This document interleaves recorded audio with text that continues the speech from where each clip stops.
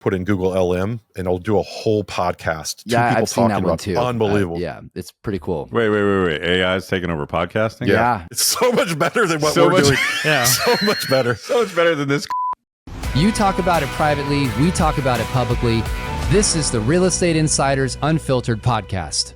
Welcome again to the Real Estate Insiders Unfiltered Podcast. I'm your host, Dwiggy Dwiggins, along with Crazy Uncle Robinson. Yes, sir. Tell us about the AI guys, because we had a fun conversation about the end of the world. We Just did. kidding, We had, but well, it was in there. We a had little Rich bit. Swier and Lee Dickson. They have a podcast called The AI Guys. They're one of the go-to resources I use for all things AI. And man, super we smart ran. guys. Yeah, they're super smart in that space, and really good. Well, Lee's maybe a little better than Rich, but really good at simplifying it. And it's a great place to get started. Lee is sort of the everyman in the conversation, and Rich is the uber genius on all things AI. We covered, is it the end of the world or not? We covered how much money has been deployed just in the last 12-ish months into this space, which is bananas. We talked about use cases, how to think about it, that tension between technology and the human being. Turned into a bit of a philosophical discussion, and then we made it and wound it back to tactics around residential real estate, it was owning good. and operating It's a brokerage. good show. Great conversation. Put it in your ears, kids. Lee, Rich, welcome to the podcast. We Oh, are boy. excited to have you. If any of you were in the green room prior to this, like Man. it was an awkward conversation. Yikes. Thank God none of it was recorded. We're excited to have you to talk about AI. I know this is Keith's nerdy thing recently that It he's is. all up in. I am. Mm-hmm. And first, we should just promote, you guys have a podcast called AI Guys, which is actually hosted by the same production company we use. So Yep. congrats on that. We'll make sure we put the link and Link. everything in the show notes for you guys. In my opinion, it's the best podcast for people who want to get a general functional understanding of AI. Like if you really want to go deep, they can point you to some other directions. But if you are trying to learn how to process AI and you're like, how do I dip my foot into this pool? Their podcast is the best thing I've found for that human being. I don't know if that's your target audience or what you're shooting for, but that's been my experience. Keep it simple, Keith. Yeah. You're if I was to actually like visualize our audience, it's basically you. You are. Yeah. I was just Yeah. about to say. So big-headed Neanderthals that have curiosity. Uh-huh. Yeah, Exactly. There's a lot of books behind them. It's a tight demo, but I'm A your, lot I'm your of guy. books, a lot of books behind him. None of them read. All And he's named just Keith. like, Not true. Read them all. That would be me. hell Read yeah, 'em all. that's good. I like it. Keith, kick us off. Yeah. So you guys, we've had Rich on before, but not Lee. But we've done the rapid fire thing. So we're just going to dive right in and start talking AI, and of course through the lens of residential real estate, because that's what our podcast focuses on. But Yeah. Rich, we had you back on in May of 2023. Look at that. I did research. It was Wow. episode number 6. We'll link to that in our pod, and we'll see how much you've changed your mind or changed your thoughts since then. But give us an update. Like since May of 2023, AI is in the news. It's, presidential candidates are talking about it. It seems to be somewhat pervasive now. Elon seems to be on both sides of AI. He likes it for cars, but not everything else. So like just what's happened for AI since May of 2023? So that feels like a long time ago. Yeah, it's moving at a very rapid pace. I guess the summary would be probably another $1 trillion has gone into it. Trillion. Almost, Trillion with a T. yeah, almost Small everybody. drop in the Year? bucket. Yeah, Oh yeah. Wow. and it's not stopping. James, James just woke no, up. it's Just just is now locked in. Yeah, you have about you have every major technology company and minor technology company for that matter is basically taking all the money that they've saved up over the last 20 years and is pumping it all into building out this next infrastructure. Isn't it a little gold have- rushy right now? Oh, I mean, 100%. It's beyond that. It's not even Gold Rush makes it. Yeah, it's Sounds beyond. pedantic. It's beyond everything. It's beyond gold, beyond crypto, beyond everything else. It's it's changed the entire way that you could actually look at technology as an ecosystem, because now you have 2 or 3 of the major players actually investing in nuclear power at this point. Right. Yeah. So you've got Microsoft and Google's of the world actually putting money behind revolutionizing our electronic grid because they see the future and so much demand. So I it's just like heard all games, all bets are off. Really, everything is changing. It's I exciting, but also scary. I just heard on Bloomberg this morning when I was having my morning coffee that the power needed to function for AI to do what it does, we would have to add 3 New York cities to the power grid. That's how much the draw was going to be for AI needs in the future. Does that, just because it was on Bloomberg doesn't make it true? Does that resonate as accurate for you? Like, is it that like, is power and compute are the 2 biggest gating issues here? I think I think it's actually more than that. I mean, I think the way you think about AI is it will eat as much as you can feed it. So it's not like it's not like we're sitting here going, oh yeah, this is a very predictable use case where we need to double our power grid in order to support the next 10 years. This is more like the other way. This is like a fat kid with chocolate cake in front of them. It will consume as much. I feel triggered. It will consume as much foie gras, like or doing it in front of some foie gras. There you go. It will eat. It will continue to eat forever. So I mean, I think we've only seen phase 1, which is not to get too technical, but we've spent most of our money training models. So basically, getting our models. Yeah. These models like OpenAI and Microsoft and Facebook have trained these like big models that are kind of like these big brains. But now we're getting them to the other side, which is actually where more demand is going to be, where work's actually driven. Being done. Yeah, where basically the AIs are going to have to be built out for all the inference, which is just a fancy way of saying it needs to know how to answer in real time, like all the things that you're feeding into, like ChatGPT.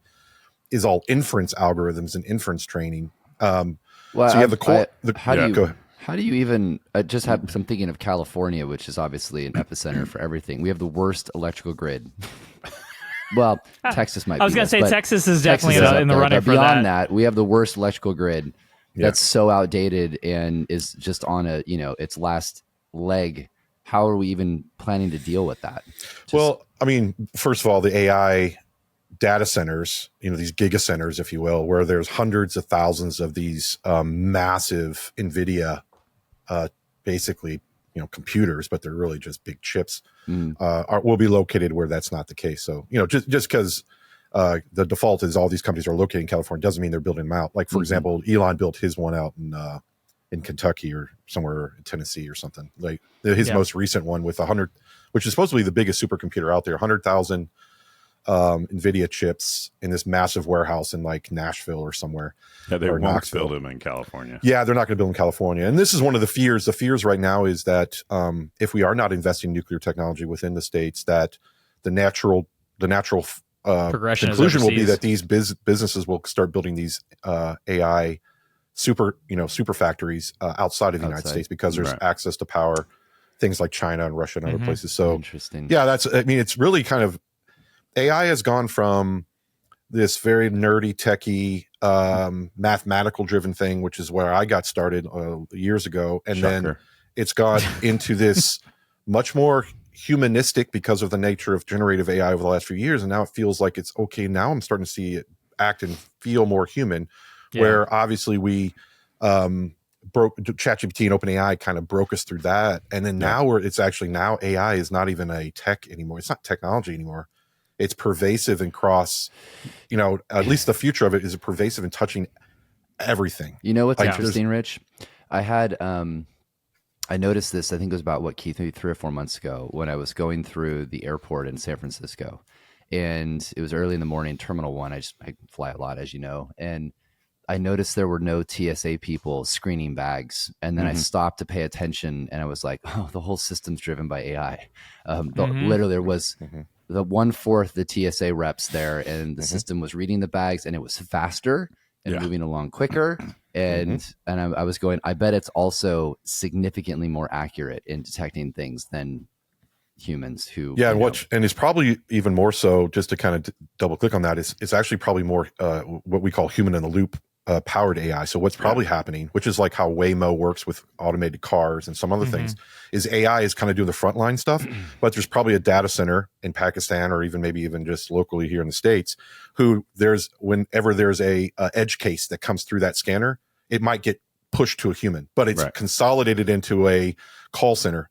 So you're basically you might have 100 or 1,000 people in a call center, but they're managing the workload of 10,000 people because they're only dealing with edge cases. Because the AI is going to do like the efficacy of AI is probably like 95 to 99%, depending on training and other things. But mundane. There's always that 1% where there's something that looks and shaped like something that's been labeled an negative thing, like a gun or something like that, but it might be a toy gun, right? So then it pings over to a human in the loop. They might review it, they might flag it, and then it goes to the actual person on the street. So you'll see basically these AI systems are going to essentially flip the script where you're going to have a lot of AI in the front, but you're going to obviously have humans doing the edge case stuff or doing the obvious physical stuff for the time being until Elon gets his Isn't robot it true army. that Waymo, by the way, just so anyone listening doesn't know, it's a driverless taxi. I think it's only in San Francisco, might be in Vegas or one other city as well. It's a few other states, Arizona. They're collecting data and testing it, and seems to be working and functioning. But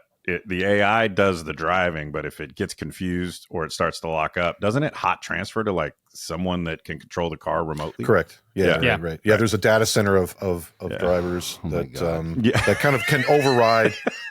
Again, back to the nerdy part. It's a bunch of kids holding controllers, and they're just like, "Oh, let me just drive you through the city." You know what's funny is people who are telling their kids not to play video games are probably doing the biggest disservice of their life. It would be like telling do not tell my daughter, an 18th century kid not to stop playing with pencils, right? Right. Like, I think if your kid is playing video games, for those listening at home, let them. That might be their career, That's their retirement plan. Let them have it. Are we getting to a point where this idea of privacy just needs to be thrown out the window? Like we're just not, there's not going to be any privacy anymore. 100%. Like pretty much everything about you is, I know a lot of it's already been collected anyway. I'm not naive, but like basically to the point where every time a bag is scanned, they're going to know everything was in my bag, identified to me when I flew at that time, and like where I'm in the car. Like, I mean, is it just, are we going to have a blockchain ID for Dwiggy that runs around and everything's being collected around the individual? Is that kind of where we're headed? I mean, I think a more likely scenario is that we will all have an AI version of us that is basically a small private model, if you will. Think of it like a little database, or and that would be secure, and that might be located on your device. I'm certain that iPhones will have this, but essentially it's your own model, and it's being and what you can do with these. And it might be the buffer between your personal life and what you want to keep sacred, and then what you expose to the outside world. So actually, I think AI actually, in some cases, makes privacy a lot easier to maintain on the edge, which is like without having to expose yourself and fill out forms on the internet. I do think the internet will change into more of a connectivity between your AI and whatever else AI exists. So that will create buffer and privacy. Moving forward, I think backwards is obviously hard because the data's out. You can't put the cat back in the bag. But I honestly think AI is going to do way more positive than negative. It's just going to change the way that the compute world works, the internet world works. Everything really works because you're pushing a lot of this beneath the waterline, so it can't be seen, and allowing computers to really do a lot of things autonomously. But what it's going to free up humans to do is really going to change the dynamic of our culture. I do think it is the path to utopia, because, Keith and I, and Keith and I talked about on our last pod, was bringing back the human and bringing it back, how important it is to have face-to-face conversations, whether it be because you're not sure if you're talking to an avatar and you actually, if I have to touch and feel Keith to make sure it's him, or whether it's because we now have time to actually have engaging conversation. We're not actually in the same office. Sorry. All right. To put that out so there. I agree that I guess maybe this transitions to the second question, and Lee, I'll have you take this one. Sure. What is the biggest misconception? Like, it seems like there's two schools of thought. It's either AI is utopia. That's the Rich Swier school of thought. And then there's AI is the end of the world. And, some toothpick factory is going to decide if we didn't have humans, we wouldn't need toothpicks anymore. So let's just kill all the humans, then their teeth will be fine. Right. Yeah. So like, where do you think people's biggest misconception is about AI? Is it those two extremes, or is it something just more tangible or tactical? Yeah. I mean, I might not be on the exact page that Rich is, that like this is where we go to utopia, because I think there's a lot more growing pains than that. I do think, though, that as we've gone through a couple of these tech renaissances, really just in the last 30 years, that it's going to be much faster. right? So like Rich likes to allude a lot of times to the .com boom, like where we're at in AI and what the similarities are there. And the fact that that growing pain is more shoehorned into a much smaller window. And then we see the expansive nature afterwards of like, oh man, this is crazy what it's been able to do. Getting back to the initial piece though, as far as where we're actually at about this misconception, I think there's two pieces. One is how simple AI should be in the sense of just flipping a switch and making something happen, because it does come down to the context. It does come down to the training. I also think for a lot of businesses, that's more for the consumer side, but the business piece is really, where do I go once it's in? So not having a plan, just knowing you need it. And that's where we fall into this trap of the SaaS world that we've all lived in for the last couple of years, right? Is I need to buy this software because God forbid it can do everything, because it can't. So I need to now have 10 different pieces of that. And AI, I think for a lot of businesses seems like the holy grail, but it does take a step in that direction of, you're going to need to really know what you want to do, and then build a foundation for your business where it's going to evolve, and not just treat this as another, well, I'll buy this for this and this here, because in a few years, you're going to end up being a lot less capable to scale with that solution. Whereas you could have actually built the right foundation at the beginning. I think that's really a big misconception on that. I think to summarize that, the reason why I believe AI will be ultimately safe is because humans are naturally incapable of really being efficient, and because we kind of control AI, and because it's going to ultimately it will go to the lowest common denominator, unless there's an evil actor out there who's going to take advantage of it. The reality is that it's still going to be Rich. Yeah, I mean, I think. See, I here we go. I don't know. I just AI, like to say that it's not would be like I don't. I think it's a challenge, because I think it's a lot harder than you think, because I think evil, and this is very philosophical, I think evil is innately driven by a human being that can actually do something that in all of us would think is just like, I would never do that in a million years. Like, that's just such a horrible thing that person did. And they're just able to psychologically get over that hump. Whereas we naturally are like, we're not going to do that because that's clearly evil. When it gets to AI, I do believe that AI in general is going to have way too many guardrails, way too much safety in play, and also as a defensive mechanism, be able to allow for it to, block anything that might be used as a bad actor might use.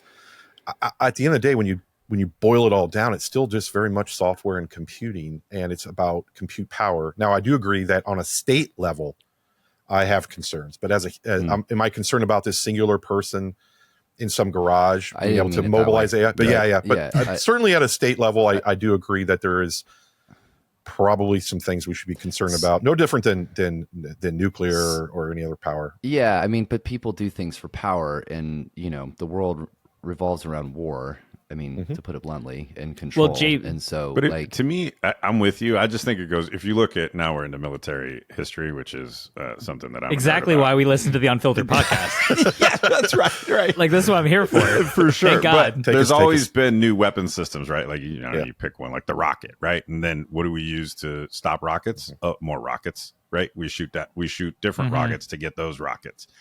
I think it could if there's a market for it, someone will develop it. And I don't know, the one that gets tossed around a lot is hoaxes, right? Like AI is getting so good. It's going to have James Dwiggins going on some rant, and no one's going to be able to tell. It's pretty damn close. No, for sure. Hard to figure out when somebody's actually saying something. When we're watching, but there'll be a bot that your social media platform of choice will build their own AI bot that will identify that this is AI, and you'll get a little note that says we're 97% sure this isn't James Dwiggins, right? Yeah. I just think people are skeptical about anything anymore, especially in this country. Like, they don't believe anything that anybody says. I agree. Or they believe everything somebody says, which could be all factually wrong. Yeah. I have one comment on this, because I had this conversation with a really good friend of mine who's just does one of the best AI presentations I've seen about like what it can do. And we were having this over a cocktail, and I was like, so tell me your thoughts. Like, where does this end up? Is it the end? Is it the future?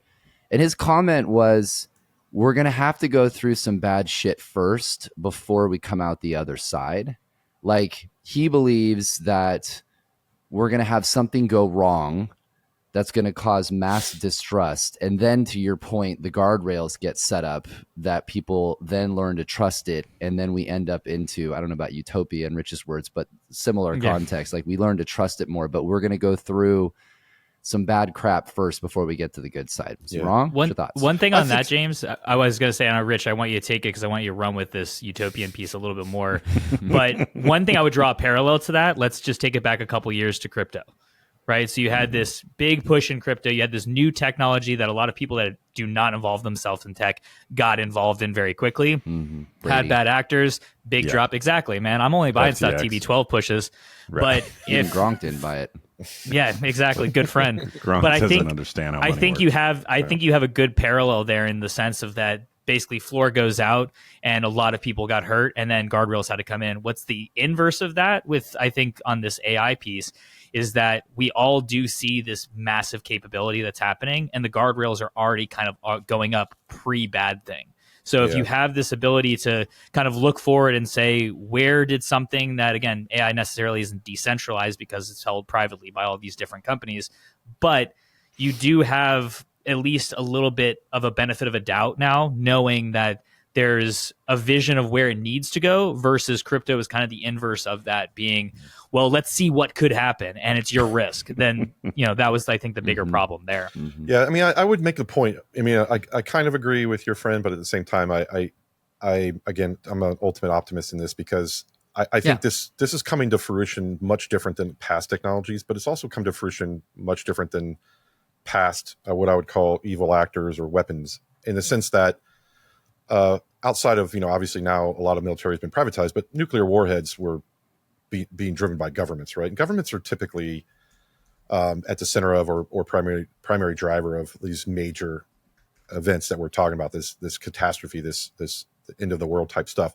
What I love about AI is that it's been primarily driven, if not all driven, in the early days by the private sector. And the reason why I trust the private sector where other people may not is because you can always bet on why private sector does things. And for the most part, it's for money. So when you're actually profit driven, and this is why I believe in the free market so much, it goes beyond just, okay, yeah, profits are good, business is good, and people get more money and they can buy bigger houses, bigger cars, whatever it might be.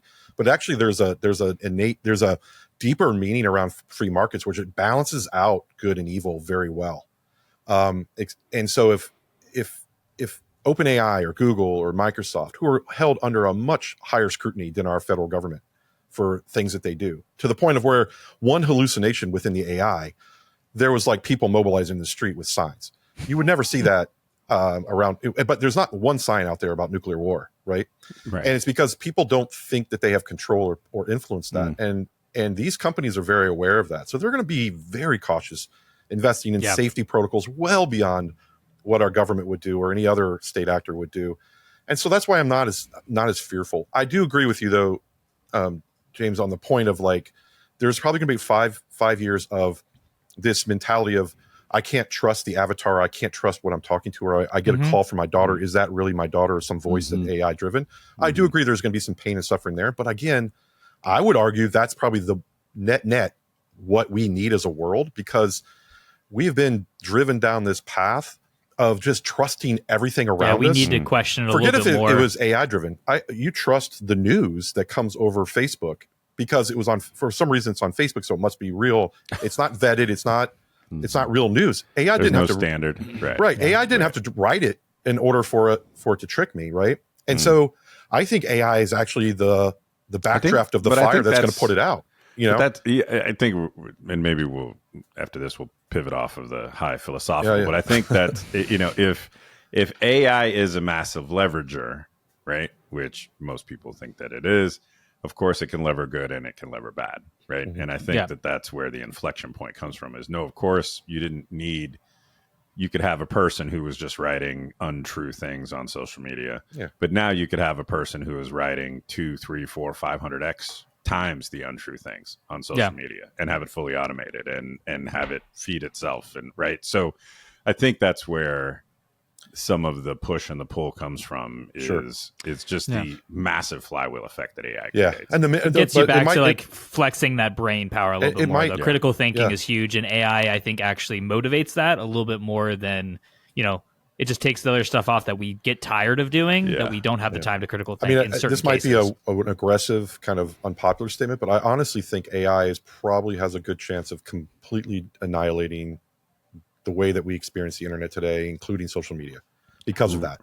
It's gonna approach infinity, where if you give 1 million people 1 million AI bots that can generate 10 million pieces of content on a day-to-day basis, it just breaks. It's gonna drive to this point of no return, and it's gonna go to zero because there's no value in it, and everybody's gonna revert back to what I think the free market always does, which is, okay, this isn't working, this isn't making me money, this is just, I'm just shouting into the void with millions of other people. Let me go back to being a good actor, finding ways I can generate money, because that's ultimately what it's all about. And social media will eventually lose value because of it, but again, they'll be pressured to not allow for AI. So comment I did want to make, because I don't want to sound like I'm the pessimist here on AI. I've been watching a lot on AI, especially in healthcare, and I couldn't be more excited about what it's going to do in the healthcare industry, the amount of things that we'll find that doctors didn't, the ability to, we're going to cure cancer in the next 10, 15 years because of AI, guaranteed. AI will, absolutely. And I'm excited about that. Now let's take a spin here real fast, because I want to bring it back to real estate. You made a comment to me a year ago, Rich, and I wanted to come back and see what your thoughts were. Oh, he's got receipts. No, I just remember we debated this last time. So AI's effect on real estate, and you were in the camp of, you think AI will replace most of what the realtor will do long term, not right now, but over the course of time. Do you still have that point of view? Has it shifted at all? Just what's your thoughts on it now, having a year later, on understanding it even more than you did then? Well, I mean, I think when we talk about real estate, it's a very broad, scope Category of services, and it's, there's a lot residential real estate agents selling. Yeah, but even and I think that's obviously developing as we, as the market changes, as rules change and things like that. But yes, I do agree that I think that I agree with myself. I think it was an amazing idea. Somebody way to go out on that limb, Rich. Yeah. And it's not specifically real estate agents. I think it's across the world. Anybody who is, in front of a computer, and being in front of that computer is some percentage of their job, that they are the first to be impacted by AI, positively and negatively. And it's just really up to them on whether they want to embrace it and use it as a tool to expand and be able to dominate their job or their business. But if they don't, then they're going to be probably left behind. But yes, I think I think there's enough examples, and again, I mean, sometimes we got to maybe talk about AI with an asterisk, because it seems like it's such a game changer, right? But access to information has done nothing but gone up for the residential real estate home buyer over the last 15 years, right? It went from sort of very little information. Now I can tell you what the sound ordinance is, what the sound levels are like. I can tell you the access to information has just exploded for the consumer. And at the same time, use of a real estate professional has also exploded. Like, I think while we have, this is the analogy I always use, we spent more time around a campfire than we have around a computer screen. And when we make really big decisions as human beings, our process so far hasn't been to just rely on technology. We use technology to inform us, but because we're broken and with this brain that we've developed, and we've spent more time around campfires, when we make a really big decision, we go seek human counsel. And that might be inefficient, and that might not be optimal, but it is our wiring, because we've been a tribal creature a lot longer than we've been this isolationist human species. 100%. Yeah. And I think the real estate agent is going to spend less time in front of a computer, more time in front of humans, which is what really I think the ultimate game plan here is with AI, is to put us back, ironically put us as humans back to 80, 90 years ago. Yeah. And whatever we're doing in front of that computer is going to approach zero. And that's a good thing. I don't think this is not about replacing anybody. This is about doing the things that we actually enjoy, that we are good at doing, which is communication. And honestly, if you were to kind of carve out certain industries, real estate agents might be the most best prepared, best benefit, best positioned to benefit from that, because there are people out there that are like a person who might just be doing call center work, taking calls that are very quantitative, doesn't require a lot of personalities in some offshore country. That person's probably going to lose their job in the next 6 to 12 months because AI can do that. Right. But I totally agree with what your premise there, Keith. yes, of course, if you're in the business of communicating to a human, then just think of AI as all the stuff that you're doing in front of that screen is going to get easier and easier and easier until it gets automated. And then you're going to have this perfect AI assistant that does all that for you. So you should be honing up your human skills. Yeah. And again, realtors are probably in a position they're already there. But if you're not in that world, then you should think about. In some ways, it's the full extension of Henry Ford's specialization of the assembly line, right? Like if we all just specialize in what we're best in the world at, humans are really good at interacting and interfacing with other humans, and let the sort of machine take care of the machine while the human focuses on the human. One thing too on that is, if you're really good at it, then you should be the one training your like V2 on how to do the job. Right. So like rather than going out there and finding something that just says, I do sales and I do sales for real estate. It's like, yeah, but I could hire a college kid now and have them run my phones for my brokerage, and they'd probably not be very good at it because they don't understand the industry. They don't know how I like to approach things. So having AI kind of bridge that gap and cover where Keith or James are not available to touch every single person coming through that dialer and say, well, this has good opportunity. I would love to get you in touch with our team to continue that discussion. And now everything is on brand.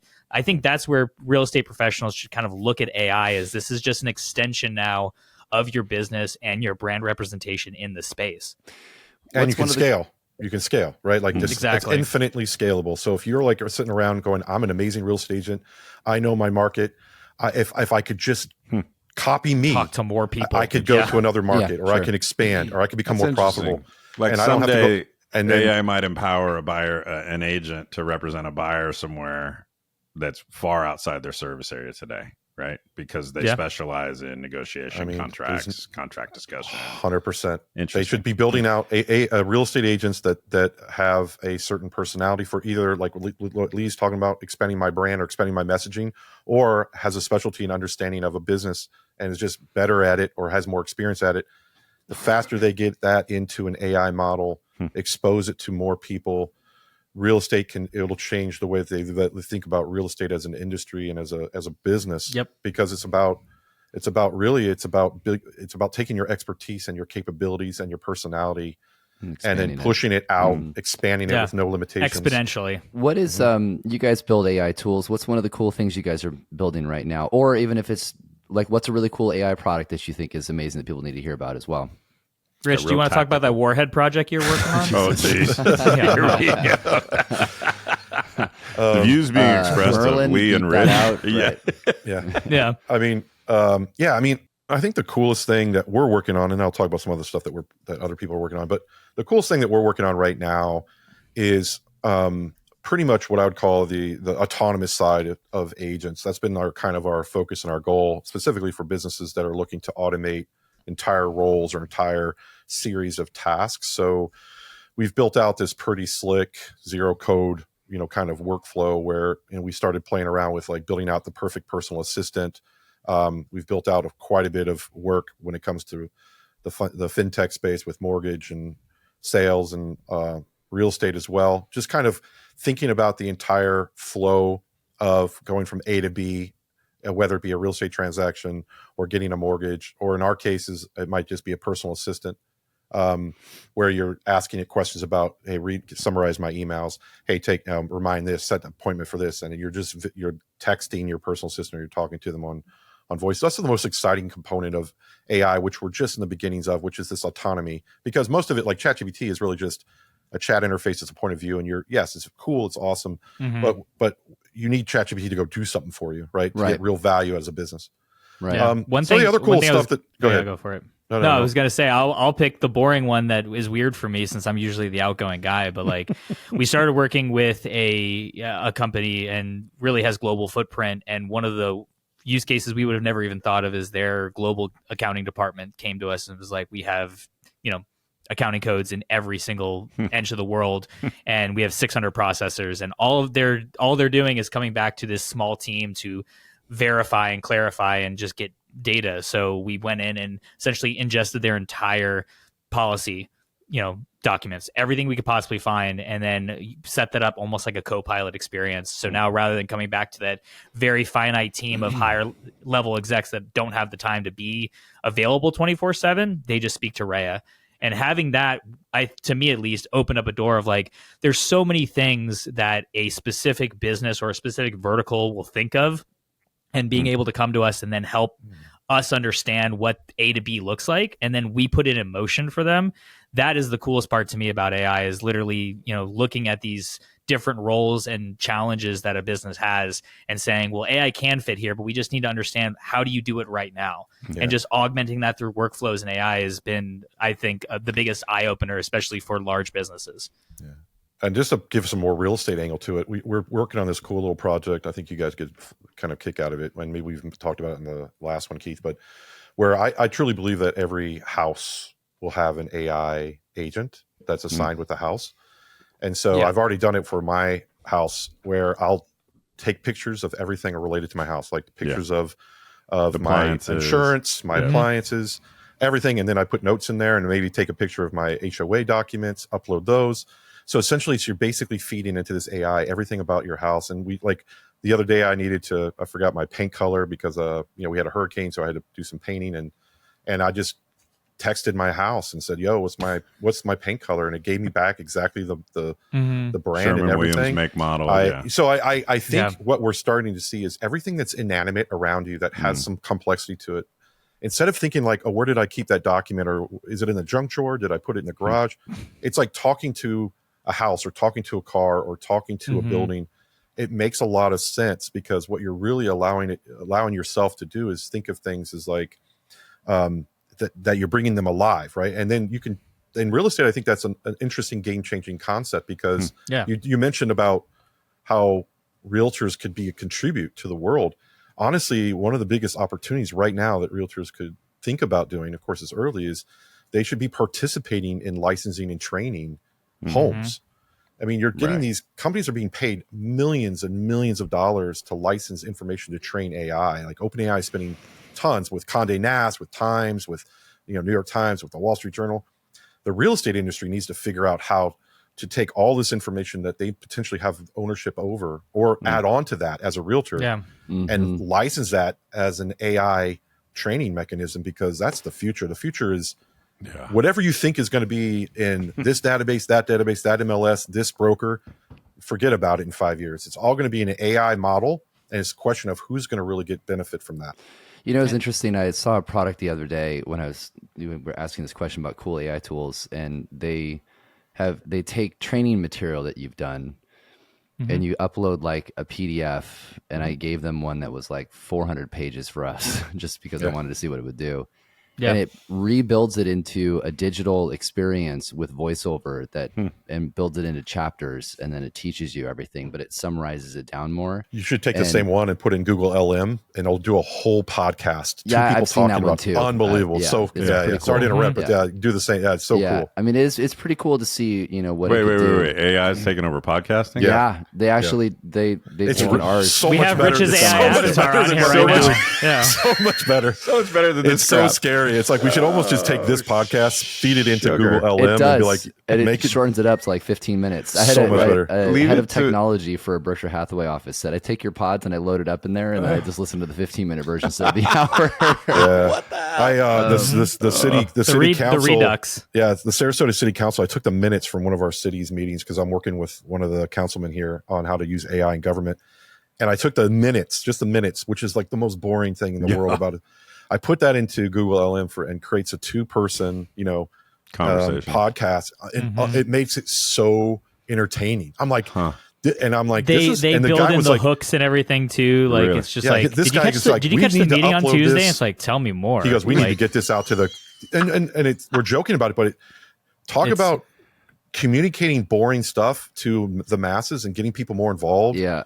We're talking about government efficiency, and we're talking about like this new world that we're about to enter. I'm just pissed. This podcast was my retirement plan, and now you just told me my retirement plan is FUBAR. So. We don't make any money on this pod, so. Oh, right. Right. All right. Before we dive, because we only got a few minutes, I do want to ask this one question, because I think it's relevant. So, talk to us about AI and then all of these, robots that are being done. There was Boston Dynamics was the first to really get into the robotics, and then you've got OpenAI that's doing theirs, and now Elon's got his. And like, where does that end up? And all joking aside, because we can all think of all the scenarios we've watched movies and stuff, but like, where does that go? Where do you think the AI takes all of that? How long until it can make me a Manhattan and bring it to me? That's what I want to know. Yeah, I mean, I think this is probably very realistic to say that we're going to have a non-zero number of people who have a robot in their life probably by the end of 2026 doing something for them. Making Manhattans is probably a very simple use case, Right. but walking dogs, doing laundry for sure.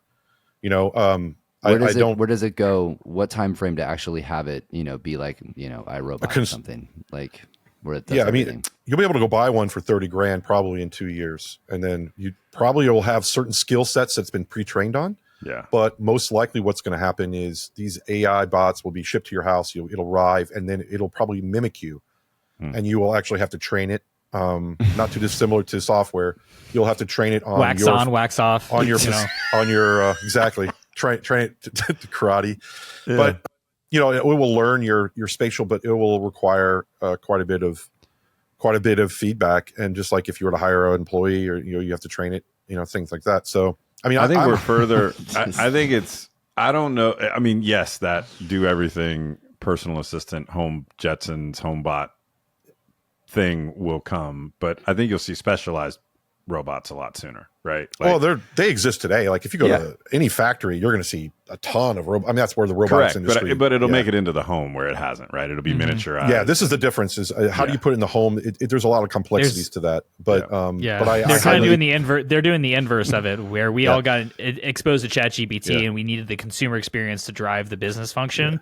Robotics is kind of the opposite, right? They've been utilizing it for a while. Yeah. But to James, your point, essentially a brain needs a body at some point, right? So I think that's why we're starting to see it a lot more now, because they're feeling like the brain, at least from a do this, then that, like this is how you do this function. At some point, it'll need to apply to real world. And it's almost, as we all saw a few years back with like this really heavy push on VR and AR, this is our iteration now of AR, where I can engage with my environment through a blend of tech and reality, and it doesn't have to be by putting on a meta headset and flying through space. Right. I think the weirdest thing is whether they look human or not. I think that's the big culture shock that maybe you're referring to, James. Is like, is this going to look like just like a metallic humanoid, or is this going to look like a person? Sure, but what I'm saying is the first one will be a bar cart that can make 37 different cocktails, and then we'll roll across the floor. Back to cocktails. No, I'm just using an example. Like it's very easy to make. It's going to be way more than that. But I'm saying we will have a bar cart before we have the full human. Nope. Yeah. No. You'll have humans. It's all going human. The reason why is because the world that we created around us is very much built for our. Yeah, I don't know that. I think the human part is going to be more palatable for specific use, smaller things. There is some percentage of our audience right now that is shopping online for bunkers, canned peaches, and armor-piercing ammunition. Just to be clear, and EMP grenades. Yeah. None of those are going to stop. None of those are going to stop the robots. Rich, stop. All right, let's wrap with this. Other than, of course, subscribing and following your great podcast, The AI Guys, what would you recommend that an agent or a brokerage implement today to help their business going into 2025? I mean, I think they need to make a seismic mind shift in thinking about what is truly going to be valuable from their business in the next 5 to 10 years. And I think, to James' point, understanding the benefit, understanding and focusing on building out the humanistic parts of it, the relationship building, understanding that is going to shift dramatically back to that. And in order to scale that, you need to basically look at everything that's not humanistic, you're sitting in front of a screen today, which is what real estate agents should not be doing anymore, that work on finding a way to AI to do all the rest. So it's not going to happen overnight. There's obviously a lot of different tools. It's not just one. It's not just one company you're going to buy AI from, right? Yeah. You're going to buy AI that does one thing: video generation from this guy, listing from this guy, generating text or marketing from this guy. But you do have to have a holistic plan on how you're going to start getting your agents out there and automating a lot of the components of your brokerage, like what James talked about.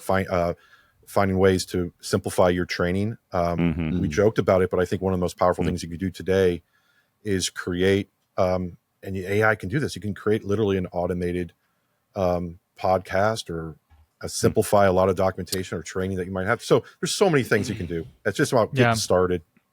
Really take your first step. Try not to eat the whole elephant. Find something that's going to give you the biggest ROI, and just go head first. I'm telling you, once you get one thing going, you're going to fall in love with the whole idea of it. So for those that haven't done anything yet, should they just start by getting ChatGPT? Like 100%. Yeah. Okay. Start there. Yeah, they should start experimenting. Keep it with open solutions and just out start there. playing with it when you're doing other stuff. Yeah, toggle back between. I mean, ChatGPT is going to be your biggest benefit as far as like, hey, even if it's something like you write up an email, or you have a listing agreement, or you have some legal documents that you want to look at. Just again, don't take every word as gold, but drag and drop that document in there, cut and paste some text in there, and ask it questions. Just get your feet wet. If you're more advanced and you're already doing that today, start thinking about how the systems that you currently work with can leverage AI, and how you can basically take certain tasks that you're doing. And man, that would be really great if AI could do this. And if it could do that for me, I could get more time in my day back. That's really good. I would say if you're a broker and you're looking at how am I leveraging AI from a recruiting standpoint, as a franchising standpoint, and that kind of stuff, it really comes back to like, where is your time best spent? And since agents really want to have the feeling of a broker, like being invested or involved, take factors that you're currently spending a lot of time on and seeing how well you can have GPT assist with it. Yeah, I mean, every broker in the world right now should be thinking about generating an AI agent that does agent retention and agent recruitment. And it's such an easy thing to do. You train it on your company, your mission, train it on everything you know about it, your voice, your brand. And then that AI agent can text, can email, can chat, and it should be in constant communication, gathering information from your agents, what they like and what they don't like, putting together a plan on how to obviously optimize and be a better broker. And then any agent out there that's currently looking to maybe shift or go to somewhere that's more advanced, using AI as your tip of the spear to show how advanced you are, and also show them how they can scale. Same thing with agents. Every lead, they probably have 1,000 leads in their CRM that maybe we're waiting for the interest rates to go down. Yeah. And you don't have the money to go hire an ISA. AI can do that for you. AI can reach out to every lead 24/7 every time. I mean, it's such a no-brainer. Especially for just dip your toe. That's what Keith said on ours. Like if you just start playing in a safe space that is low risk and start experimenting with some ideas, a light bulb might go off for you saying like, wow, I didn't know it could do that. Or like, oh, this could actually then progress to here. And that's kind of the roadmap that you want to have. Yeah. And don't spend more than 20% of what you pay a human to do it. So just if you're going out there looking for things that are doing these tasks, just make sure that you don't fall in a trap where somebody's going to say, "Oh, give me all your money," and it's meant to be an ROI. Like it should save you money. So instead of going hiring somebody for X $1,000 a month, times that by 20% at most. Yeah. All right. Well, we'll link to your podcast. We'll link to the one you did with us before. Cool. We'll see if you changed your mind. We'll also link to Rich triples down on his. I know. Lean in, and then the one I did with you guys. Thanks for man, that was great. Thanks for having us. Yeah, being a great resource for all things AI for us. I appreciate it. We'll have you on again. Absolutely. Talk to you soon. We need you to subscribe to this podcast because you need us to keep saying the things that nobody else will say out loud.